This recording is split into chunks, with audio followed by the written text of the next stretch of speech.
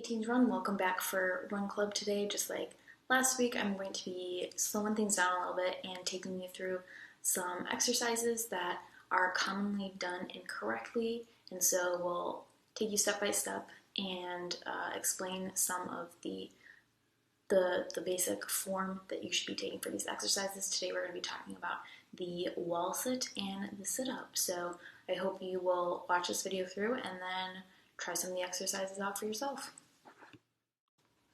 So first up is the wall sit, which is a great quad strengthener.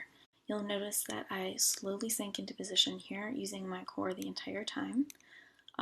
Most important thing here is to keep your feet shoulder width apart. My knees are not caving in or spreading out. They are aligned for the most part right over my ankles. Now, this is the same wall sit, but from the side view. So just like during our lunges from last week, with the wall sit, you really want to be sure that your knees do not extend past your toes. You want to keep the knees directly above the ankles and have your thighs parallel to the ground as seen here. Also, we want our back to be relatively flat against the wall, as imagine like a string pulling your belly button back to the wall. And this will force you to keep your back flat and your core engaged. So now we have some mistakes that you might be making with your wall sit. Some people either tend to let their knees cave inwards like this, or to bend them out slightly like this, both of these can injure the knees. Another common mistake is sinking too low into the wall sit, or raising yourself up. And in either case, your thighs are no longer parallel to the ground. Now, what I'm showing here is how some people might position their feet too close to the wall, which forces your knees to jut out in front of your ankles.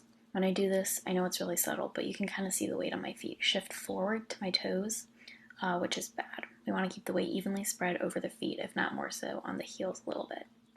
Lastly, here I'm not keeping my core tight, which is causing me to arch my back instead of keeping it flat against the wall. Moving on to a classic core exercise, the sit-up.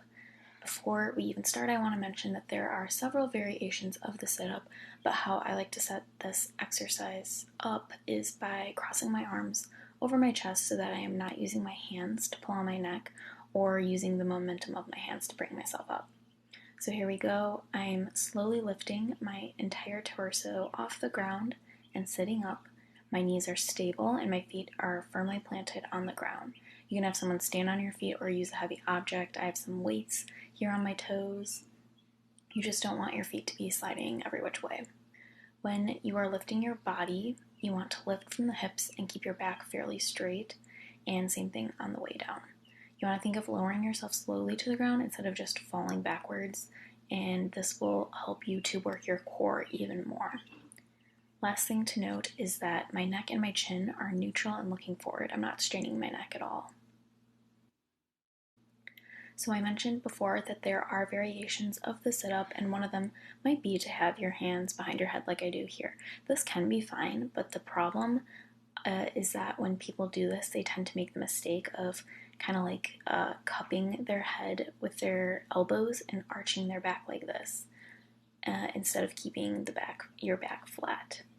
The opposite is also pretty harmful by pushing your head too far forward. So again, you can see me tucking my chin into my chest and yanking up on my neck in order to sit up, which can really strain the neck. Now in this case, I'm putting my hands over my chest again, which is good, but I'm looking so far up and rounding my back. Honestly, this was like really painful just to film, so please don't do this. And lastly, you'll notice me really curving my neck here and tucking my chin in again, which can lead to a lot of neck pain. Once again, I hope you found these useful, and I hope it helps to demonstrate kind of what good form versus bad form looks like for these types of exercises. So if you have any questions, feel free to message us, or message Coach Kayla's Instagram account as well. But otherwise, like I said before, I hope you guys will watch these how-to explanations and then try it out for yourself. If you need to take a look in the mirror to make sure that you are doing the form correctly, then feel free to do so. But hope you guys have a great rest of the day.